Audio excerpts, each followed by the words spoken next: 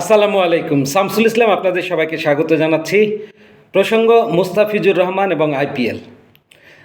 দেখুন, আপনারা সবাই জানেন যে কেকেআর মুস্তাফিজুর রহমানকে রিলিজ করে দিয়েছে। আইপিএলে খেলতে তাকে দেয়া হচ্ছে না। বিসিসিআই এর নির্দেশে কেকেআর এই সিদ্ধান্ত নিতে বাধ্য হয়েছে। ধর্মীয় উগ্রবাদ এবং সেই উগ্রবাদিতার কারণে ভারতে নানা রকমের আন্দোলন সংগ্রাম হচ্ছিল মোস্তাফিজকে বাদ দেওয়ার জন্যে। বিভিন্ন মহল থেকে যে আওয়াজ উঠেছে, সেই আওয়াজের প্রেক্ষিতে বিসিসিআই এরকম একটা কঠিন সিদ্ধান্ত নিল। এখন আমরা কি করব? এটা তো একটা চরম অপমান, শুধু মোস্তাফিজের জন্যই নয়, সমগ্র বাংলাদেশের ক্রিকেট সম্প্রদায়, বিসিবি এবং দেশ হিসেবে বাংলাদেশের জন্য এটি একটি অপমানজনক বিষয়। সো আমরা যা যা করতে পারি মোস্তাফিজ ইস্যুকে কেন্দ্র করে, ধর্মীয় উগ্রবাদ অতীতেও ছিল, বর্তমানেও আছে, ভবিষ্যতে এটা নির্মূল হয়ে যাবে ভাবার সুযোগ নেই। ক্রিকেট এবং রাজনীতি ছিল, আছে, থাকবে। এখান থেকে হয়তো আমরা পুরোপুরি সবাই বেরিয়ে আসতে পারবো না, কিন্তু আমাদের অবস্থানটা কি হবে? বাংলাদেশে আইপিএলকে সর্বতোভাবে বয়কট করা উচিত। টেলিভিশন, মিডিয়া, গণমাধ্যম, পত্রপত্রিকা এবং সোশ্যাল মিডিয়া অ্যাক্টিভিস্ট আমরা যারা আছি, প্রত্যেকেই আইপিএলকে আমরা বয়কট করতে চাই। চারিদিকে এই বিষয়ে সোচ্চার আওয়াজ উঠেছে, এই আওয়াজে আমিও শরিক হচ্ছি। ব্যক্তিগতভাবে আমি কিন্তু ভারতীয় ক্রিকেটের একজন গুণমুগ্ধ সমর্থক, ভক্ত, কিন্তু আমি আমার বিশ্লেষণী কথাবার্তায় বা কন্টেন্টে সবসময় ক্রিকেটীয় বিশ্লেষণ করবার চেষ্টা করেছি, মাঠের খেলাটাকে তুলে আনবার চেষ্টা করেছি। এখানে কখনোই রাজনীতি, কোনো পক্ষপাতদুষ্ট বিষয়কে সামনে আনিনি, সেটাকে প্রশ্রয় দেইনি। দেখুন, বাংলাদেশে লিটন দাস, সৌম্য সরকার, এরকম অজস্র সনাতনী খেলোয়াড়রা খেলেছেন, তাদের পারফরমেন্স দিয়েই নিজেদের জায়গাটা করেছেন। লিটন তো বর্তমান দলের ক্যাপ্টেন এবং খুব সম্প্রতি ঘোষিত আইসিসি টি-20 ওয়ার্ল্ড কাপেও ক্যাপ্টেন্সি করবেন লিটন দাস। আমরা কিন্তু ওইভাবে চিন্তা করছিই না, করার কোনো সুযোগ নেই বা প্রসঙ্গও আসেনি। কিন্তু ভারতীয় ক্রিকেট বোর্ড বিসিসিআই যে উগ্রবাদী হিন্দুদের আন্দোলনের বা দাবির মুখে যে সিদ্ধান্তটা নিল, খুবই ন্যাক্কারজনক। ক্রিকেটকে তারা রাজনীতির সাথে মিশিয়ে দিয়ে এই অঞ্চলে ক্রিকেট প্রসারে, প্রচারে, উন্নয়নে একটা চরম বাধা সৃষ্টি করলো। পাকিস্তানের সাথে তাদের বৈরী সম্পর্ক দীর্ঘদিনের।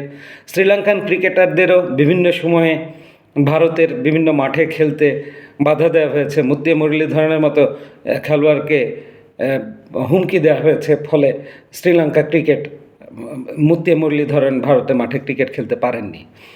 সো শ্রীলঙ্কা, পাকিস্তান এবং বাংলাদেশ এই অঞ্চলে ভারতকে সর্বতোভাবে যদি ক্রিকেটে বয়কট করে, ভারত তখন কোথায় যাবে? ভারত কি শুধু এই ইংল্যান্ড, অস্ট্রেলিয়া, সাউথ আফ্রিকা এদের সাথে খেলবে? ওভাবে করে কি তাদের ক্রিকেট এগিয়ে যাবে? বরং একটা স্থবির জায়গায় পড়ে যাবে ভারতীয় ক্রিকেট।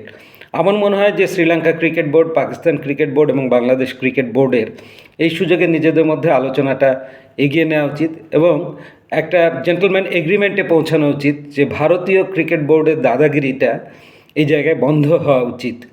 দেখুন, মুস্তাফিজুর রহমান তার মতো করে আইপিএলে নিজেকে উঠিয়েছেন এবং সেটা 16ই ডিসেম্বর আবুধাবিতে যে আইপিএল নিলাম হয়েছে, সেখানে মোস্তাফিজকে যে কেকেআর শুধু তাদের ক্রিকেটের নৈপুণ্য, ব্যবসায়িক দৃষ্টিকোণ, মোস্তাফিজ একজন বাঙালি, কেকেআর কলকাতা নির্ভর একটা ফ্র্যাঞ্চাইজি, শাহরুখ খানের নেতৃত্বে বা মালিকানায়, বাংলাদেশি একজন খেলোয়াড় থাকলে বিক্রয় বিপণন এই অঞ্চলে অনেক ভালো হবে। সেই বিষয়টা যেমন সত্য, তেমনি মোস্তাফিজ তার ক্রিকেটীয় নৈপুণ্যেই কেকেআরের সুযোগ পেয়েছে, কেননা তাকে পাওয়ার জন্য চেন্নাই এবং দিল্লিও নিলামে অংশগ্রহণ করেছিল এবং কাড়াকাড়ি শুরু হয়ে গিয়েছিল। পরবর্তীতে 9,20,00,000 রুপিতে কেকেআর কিনে নেয় মোস্তাফিজকে।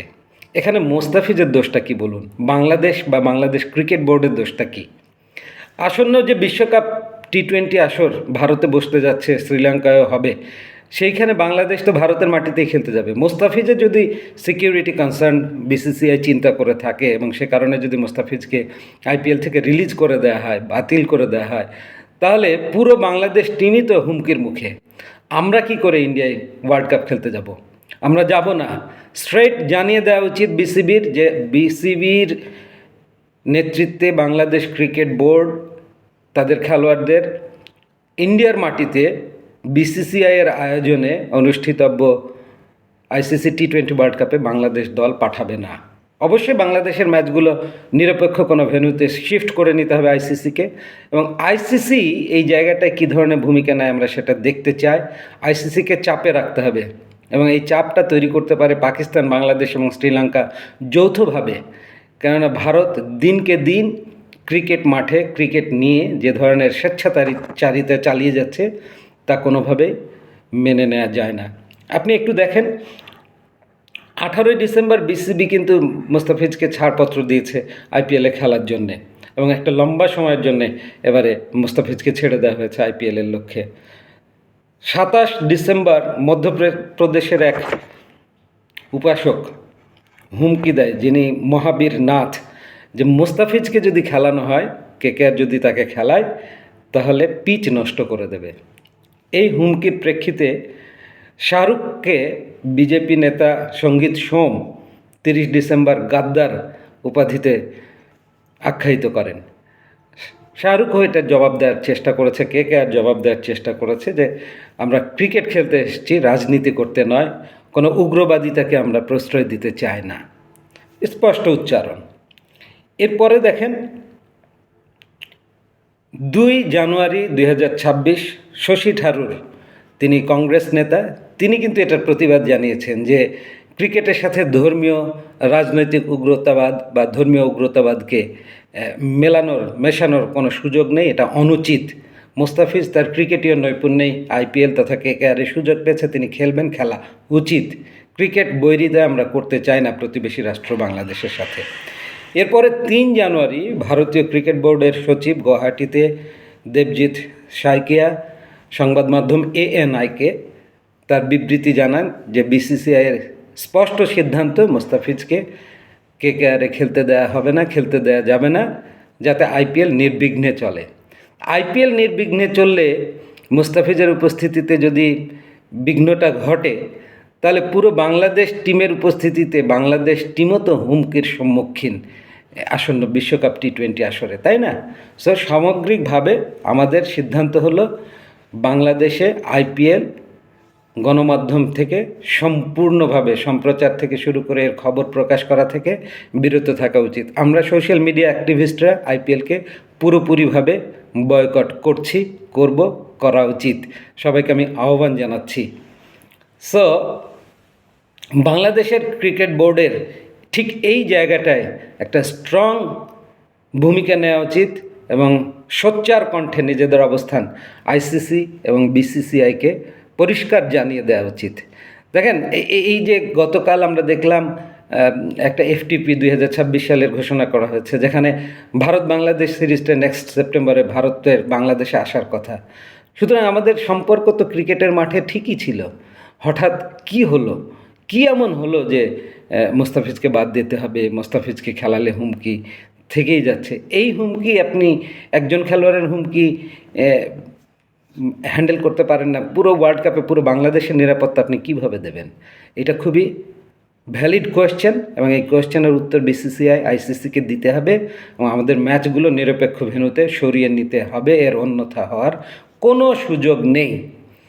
সো মুস্তাফিজের ব্যাপারে আইপিএল প্রসঙ্গে আমাদের অবস্থান সুদৃঢ় এবং স্পাত কঠিন সিদ্ধান্ত। আমরা আইপিএল, বিসিসিআই তাদেরকে সম্পূর্ণভাবে বয়কট করছি নাও অনওয়ার্ডস।